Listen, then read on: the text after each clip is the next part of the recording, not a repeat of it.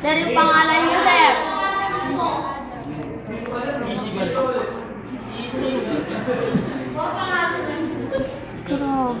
Let's have the flowchart. Strawberry. Sino nakakalam ng flowchart? Sino may background about sa flowchart? Ano yung makikita sa flowchart? Sir, ano po, two things, ay yung ano po, Sir, yung parang sanga-sanga. Ano tawag doon? pagkasunod-sunod, sir. Mga shapes. Box, rectangle. Diagram. Rectangle. Ay, hindi. Wala ka ito. Triangle, sir. Polygon. Hindi po ba dyan? Ba't kinakapay?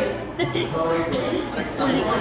Harap sa kaliwa. It's a common type of chart that represents an algorithm or process. Sa likod na lang. Si algorithm at si flowchart ay may kaugnayan sa isa't isa. Okay? Pwede po gamitin si algorithm for step-by-step process.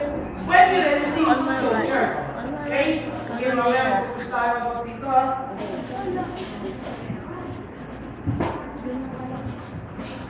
Let's have the benefits. Nakikita niyo ba?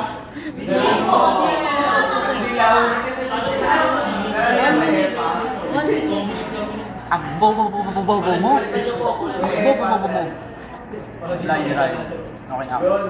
Time. Time. Okay, yeah. Eh. Nakakala.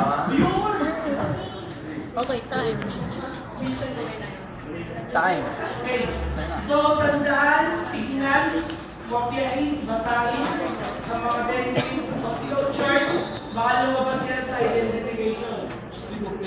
Pakalat naman. O baka lumabas yan sa matching drive. Yan namin siya masyadong tumakit. Papasok na namin sa susunod na okay? Okay. Saka namin siya pa. Oh. Sir, di ba hindi po kasama sa test card? Hindi po kasama sa test. Kasama to. Yung mga benefits. Ah, sige po. Friends. Sabi yung types of flowchart. Document flowchart. Picture flowchart. Flowchart. Ano po? Nasa libro naman yan eh. Alis na ako. Bye-bye. Hindi, no? Pero okay na ako. Alis ka na.